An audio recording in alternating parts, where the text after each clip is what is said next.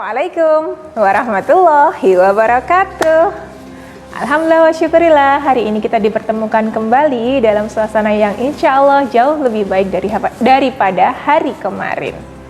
Sholih Sholihah, hari ini Ustazah akan melanjutkan perjalanan Nabi Muhammad bersama dengan para sahabatnya melalui buku Muhammad Teladanku. Oke, pada kisah hari ini, Ustazah akan mengajak Sholih Sholihah untuk menceritakan kisah tentang Ali bin Abu Thalib dan bagaimana perjalanan beliau hingga berada di dekat Nabi Muhammad dan sangat akrab dan selalu disebut-sebut dalam kisahnya Nabi Muhammad. Suatu ketika, Mekah sedang dilanda musim paceklik sehingga hal itu berdampak kepada Abu Thalib maupun Nabi Muhammad. Di mana di musim paceklik itu, tempat-tempat itu menjadi kekeringan yang mengganas dan membuat kehidupan di sekitarnya itu menjadi sedikit terganggu. Tidak terkecuali oleh Abu Thalib, paman Nabi Muhammad yang memiliki 4 orang anak. Nah, sehingga beliau itu merasa sedikit kesusahan untuk menghidupi anak-anaknya. Lalu muncullah ide dari Nabi Muhammad SAW untuk mengajak paman-paman beliau seperti Abbas dan Hamzah untuk bersama-sama memelihara putra Abu Thalib. Abbas dan Hamzah setuju, sehingga mereka berunding dengan Abu Thalib, meminta izin untuk memelihara anak-anak beliau. Alhamdulillah, Abu Thalib pun merasa sangat lega mendengar kabar bahagia itu, karena semua anaknya akan terurus dengan baik oleh orang-orang yang dekat dengan beliau. Lalu, ia memperbolehkan kedua adiknya dan Muhammad untuk mengasuh anak-anaknya. Paman Nabi Muhammad yang bernama Abbas memelihara Thalib, sedangkan Hamzah memelihara Ja'far. Sedangkan Nabi Muhammad sendiri yang akhirnya memelihara dan mengasuh Ali bin Abu Thalib sedari kecil hingga besar. Nah, hanya satu orang yang bernama Aqil, sang putra bungsu dari Abu Thalib yang tetap dipelihara dan dididik oleh Abu Thalib sendiri. Saat tinggal di rumah Muhammad, Ali pun berumur 5 atau sekitar 6 tahun. Ia anak yang sehat, punya kulit agak kecoklatan, tubuhnya gempal dan tegap, sorot matanya tajam, dan kalau tersenyum, gigi-giginya akan terlihat sangat manis. Tindakan beliau ini dilakukan untuk membalas budi Abu Thalib yang tidak terhingga, karena Abu Thalib sudah memelihara beliau sejak Abu Thalib ditinggalkan oleh kakeknya yang bernama Abdul Muthalib. Nah, hal itu pun ingin beliau lakukan karena beliau ingin mencurahkan rasa kasih sayang beliau terhadap cucu-cucu beliau yang sudah meninggal terlebih dahulu, seperti Qasim dan Abdullah. Sehingga dengan memelihara Ali bin Abu Thalib, rasa kangennya terhadap cucu-cucu beliau pun jadi semakin terobati. Di bawah asuhan Muhammad, kita bisa membayangkan ya, dengan sikap Nabi Muhammad seperti apa, akhlak beliau seperti apa, kita bisa membayangkan bahwa Ali bin Abu Thalib itu bisa tumbuh menjadi seseorang yang sangat hebat, punya kepribadian luhur, jujur, dan beliau itu dengan segala keahliannya itu, dengan segala akhlaknya yang sangat mulia, akhirnya dipilih oleh Nabi Muhammad SAW untuk menjadi menantu beliau. Nah, dari pernikahan Ali bin Abu Thalib dengan Fatimah itu lahirlah penerus Nabi Muhammad yang bernama Hasan dan Husain yang terkenal sangat cerdas, pemberani, dan juga dermawan. Rasulullah bisa dibayangkan amat menyayangi cucu-cucunya tersebut.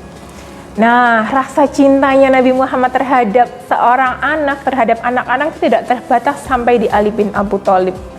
Beliau itu juga menunjukkan rasa sayangnya kepada Usamah, putra dari sahabat beliau yang bernama Zaid bin Harithah, dengan mengajak pergi menaiki unta beliau ketika beliau pulang dari perang Badar. Nabi Muhammad pun menunjukkan rasa sayangnya terhadap cucu-cucunya. Salah satunya adalah Umamah, putri dari Zainab bin Abu Al-As. Ketika beliau sedang sholat, lalu Umamah menarik-narik jubah Nabi Muhammad. Tetapi Nabi Muhammad bagaimana kira-kira reaksinya? Ya, beliau tetap membiarkan Umamah menggodanya, membiarkan Umamah menunggangi tubuhnya, sehingga Nabi Muhammad tetap membiarkan dia hidup dengan senang. Nabi Muhammad tetap membiarkan Umamah menikmati masa kecilnya. Suatu hari, Rasulullah pun berkumpul dengan para istrinya. Beliau lalu menggendong Umamah sambil mengeluarkan seuntai kalung. Kalung ini akan kuberikan kepada orang yang paling aku cintai, begitu kata Nabi Muhammad. Oh, istri-istri beliau langsung saling berpandangan, kira-kira siapa ya yang nanti akan dapat kalung ini? Lalu Nabi Muhammad melihat istri-istri beliau itu yang sambil melirik-lirik, kira-kira yang akan dapat nanti siapa? Wah, lalu kalung itu diberikan kepada Umamah, sehingga Umamah merasa lebih bahagia, senang sekali dengan pemberian dan kasih sayang dari beliau. Rasa kasih sayang masih ditunjukkan kepada anak-anak lainnya, tidak hanya kepada keponakannya, tidak hanya kepada sepupu atau cucu-cucunya, tapi juga ditunjukkan kepada orang-orang di sekitarnya. Salah satunya dikisahkan Rasulullah pernah menggendong seorang bayi. Bayi itu mengencingi baju beliau sehingga baju beliau menjadi basah.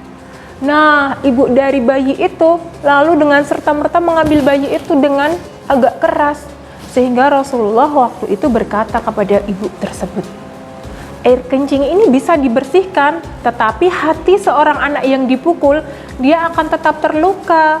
Harapannya dengan Rasulullah mengatakan hal itu, kita bisa tetap bersikap baik terhadap anak kecil, karena anak kecil itu akan merasakan akibatnya, akan merasakan bekas-bekasnya ketika kita disakiti oleh orang dewasa. Diomongin dengan kata-kata kasar akan merasa tersakiti, begitupun dengan orang-orang di sekitarnya. Jadi kita harus bersikap baik dengan orang-orang yang ada di sekitar kita, terutama dengan anak-anak kecil atau adik-adik yang ada di sekitar kita.